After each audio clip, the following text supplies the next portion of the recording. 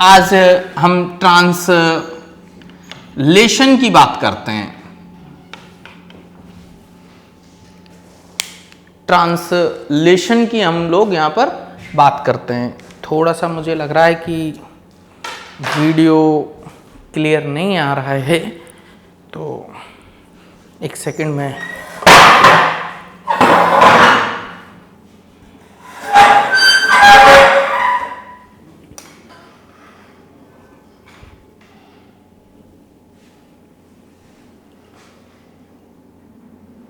Frame में setting नहीं हो रही है।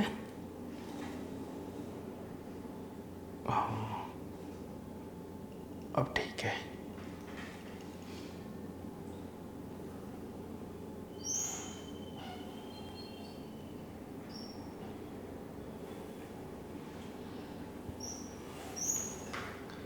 एक सेकंड बच्चा, थोड़ा सा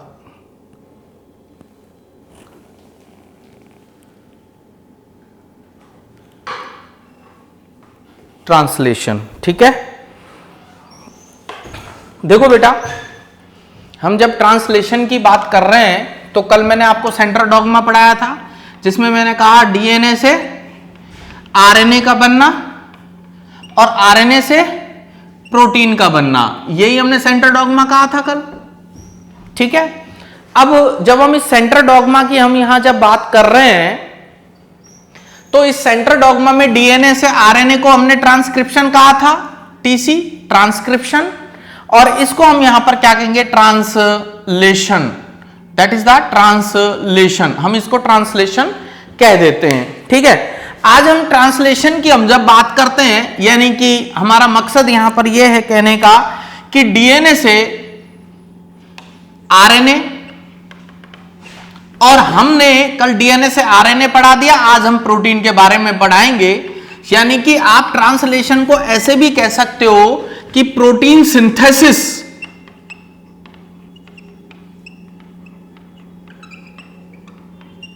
क्या कह सकते हैं, प्रोटीन सिंथेसिस, यानी कि प्रोटीन सिंथेसिस की हम लोग यहां पर बात कर लेते हैं। क्लियर? जब हम यहां पर प्रोटीन सिंथेसिस की बात करते हैं तो हम यहां पर सबसे पहला जो हमारे पास में पॉइंट आता है निकल करके, वो कौन सा आएगा, अमाइनो एसिड एक्टिवेशन। हमने क्या कहा, अमाइनो एसिड एक्टिवेशन। हमारे पास सबसे पहले यही आया पॉइंट निकल करके, अमाइनो एसिड एक्टिवेशन, यानी कि यहां हमारे सामने अमाइनो एसिड जो होता है वो क्या हो जाता है, एक्टिवेट हो जाता है, या एक्टिवेशन ऑफ अमाइनो एसिड। आप दोनों पॉइंट यहां पर कह सकते हो, एक्टिवेशन ऑफ अमाइनो एसिड या अमाइनो एसिड का एक्टिवेशन, हम ये कह सकते हैं यहां पर होता है। इसका मतलब हमने क्या कहा, हमने जैसे कि पढ़ा हुआ है कि हाँ बायोमोलिक्यूल वाले चैप्टर के अंदर हमने क्या कहा कि ये साइटोप्लाज्म में है, और इस साइटोप्लाज्म के अंदर हमारे पास में अमाइनो एसिड प्रेजेंट हैं, लेकिन वो कैसी स्टेज में है, वो एक रिसेसिव स्टेज में पड़े हुए हैं, यानी कि वो प्रोटीन सिंथेसिस में पार्टिसिपेट नहीं कर रहे हैं, एज इट इज वैसे ही पड़े हुए हैं। अब वो पड़े हुए हैं, उनको एक्टिवेट करना है, और हम ये जानते हैं कि एक्टिवेट अगर किसी चीज को भी किया जाता है तो एनर्जी से किया जाता है, और सेल के पास एनर्जी कहां से आई, एटीपी से। तो यहां पर एटीपी को हम यूज लेते हैं एक्टिवेशन में, ठीक है। यानी कि हमने कहा अमाइनो एसिड प्लस एटीपी, ठीक है, हमने प्लस तो लगा दिया एटीपी, लेकिन इस एटीपी ऐसे ही किसी चीज से नहीं जुड़ती है, कोई भी मैकेनिज्म को करने के लिए एंजाइम्स का होना जरूरी है। इसका मतलब हम यहां पर जब बात करते हैं तो हमने यहां पर क्या कहा, यहां हमारे पास एक एंजाइम आया जिसको हमने नाम दिया अमाइनो एसाइल टीआरएनए ट्रांसफरेज, ये एंजाइम का नाम है, अमाइनो एसाइल ट्रांसफरेज एंजाइम,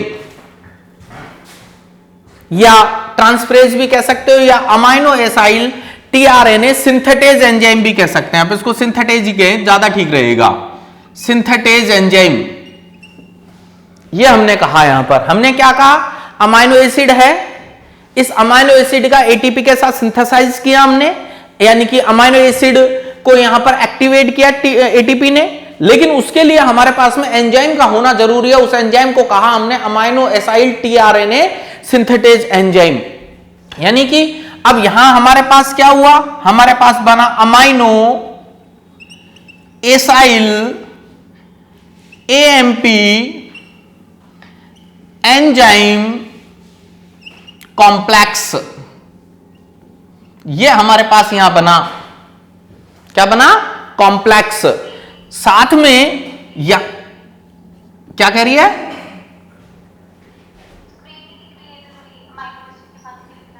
अच्छा कोई नहीं, आप सुन लो थोड़ा सा, मैं करता हूं थोड़ा सा, अब दिख गया।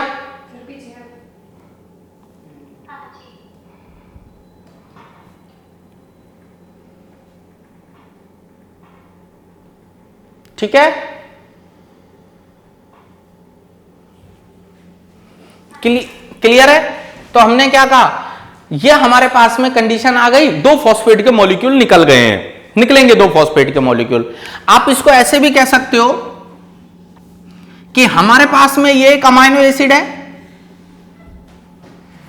प्लस एटीपी एक तरीके से ट्रक है जो तीन फॉस्फेट के मॉलिक्यूल को ले जाने का काम कर रहा है। ये अमाइनो एसिड है, ये फॉस्फेट, फॉस्फेट एंड फॉस्फेट। ये हमारे पास एक एंजाइम कॉम्प्लेक्स है, ई कहा हमने, एंजाइम कॉम्प्लेक्स है। अब ये यहां पर क्या करेगा कि हमारे पास में ये कंडीशन है यहां पर, भाई ट्रक, या हमने कहा ये कोई हमारे पास ऐसा ट्रैक्टर ट्रक है जो किसी चीज को ले जाने का काम कर रहा है। तो हां, अमाइनो एसिड को ले जाने का काम किया जाता है एटीपी, जो एक्टिवेट करके ले जाता है ना। तो हमने क्या कहा यहां पर, क्या हुआ,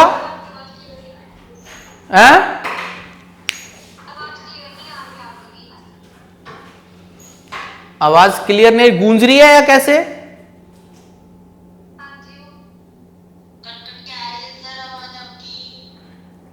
आपका फिर है ना नेटवर्क प्रॉब्लम है वहां पर।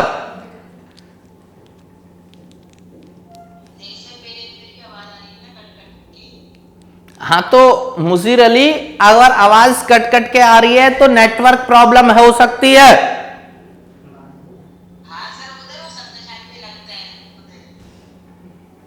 हाँ हो सकता है यहां पर नेटवर्क की प्रॉब्लम हो, ठीक है। चलो कोई नहीं, मैं वीडियो रिकॉर्ड भी कर रहा हूं, आप एक बार समझ लो, बाकी का आप वीडियो रिकॉर्डिंग में भी देख लेना, ठीक है। तो हमने क्या कहा, ये हमारे पास में कॉम्प्लेक्स बन गया, दिस इज द कॉम्प्लेक्स। यहां पर दो फॉस्फेट के मॉलिक्यूल बाहर निकाले हैं हमने, ये दो फॉस्फेट के मॉलिक्यूल बाहर निकाल दिए, अलग कर दिए, हो गया। तो इसे हमने क्या कहा, अमाइनो एसिड एक्टिवेशन।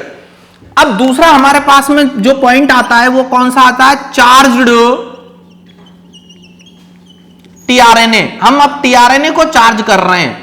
भाई साहब हम ये कह रहे हैं यहां पर आप लोगों को, मैंने ये कहा है कि जब एक्टिवेट होता है अमाइनो एसिड, तो वो अमाइनो एसिड एक्टिवेट होकर के उसको टीआरएनए के पास आना है, क्योंकि ये जो मैकेनिज्म होती है प्रोटीन सिंथेसिस की, ये कहां होती है, ये साइटोप्लाज्म में होती है। ट्रांसक्रिप्शन का जो प्रोसेस प्रेजेंट होता है वो न्यूक्लियस के अंदर होता है, लेकिन यहां प्रोटीन सिंथेसिस होती है वो साइटोप्लाज्म में होती है। साइटोप्लाज्म में ही हमने कहा अमाइनो एसिड हैं जो एक्टिवेट हो गए। अब वो एक्टिवेट अगर कोई चीज हो जाती है, जैसे हमने कहता ना चार्ज हो जाना, चार्ज होगा, बहुत बार आपने देखा होगा, बहुत सारे लोग बहुत रिसर्चिव मोड में पड़े रहते हैं, मम्मी काम नहीं बन रहा है ना, जैसे राधिका कह देती होगी नींद बहुत आ रही है, तो मम्मी कहते हैं चल तेरे को एक्टिवेट करती हूँ। एक्टिवेट कैसे करना है, चाय पिला करके एक्टिवेट, एनर्जी दे करके एक्टिवेट, है ना। तो चाय एक एनर्जी है ना, लोगों को चाय एक एनर्जी का काम करती है, ठीक है। तो वो एक्टिवेट करने का काम है। तो हमने कहा चार्ज्ड टीआरएनए, अब हम टीआरएनए को चार्ज कर रहे हैं, कैसे, हमने कहा टीआरएनए प्लस हमारे पास दूसरा कौन सा आया, amino acyl AMP enzyme complex,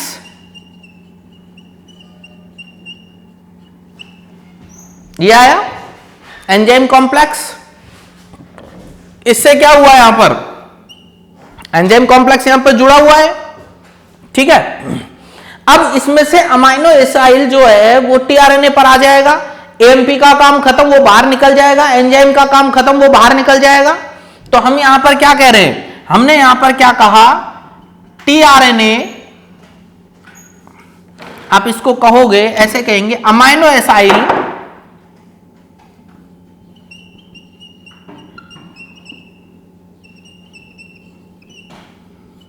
tRNA complex, ये कह दें,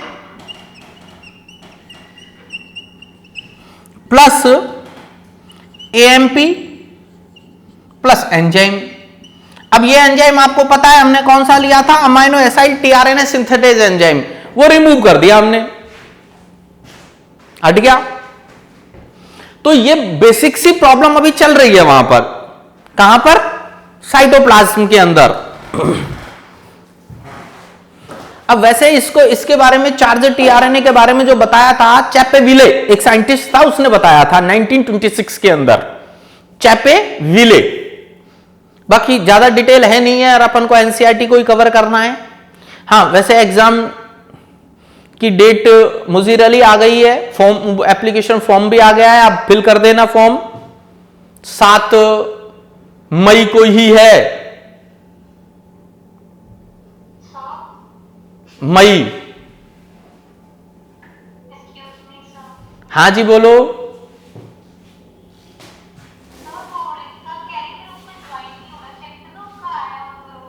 नहीं, मैंने कोई वेटिंग में नहीं ले रखा, जो उसकी तरफ से वो प्रॉब्लम होगी उससे कहो कि वो पासवर्ड सही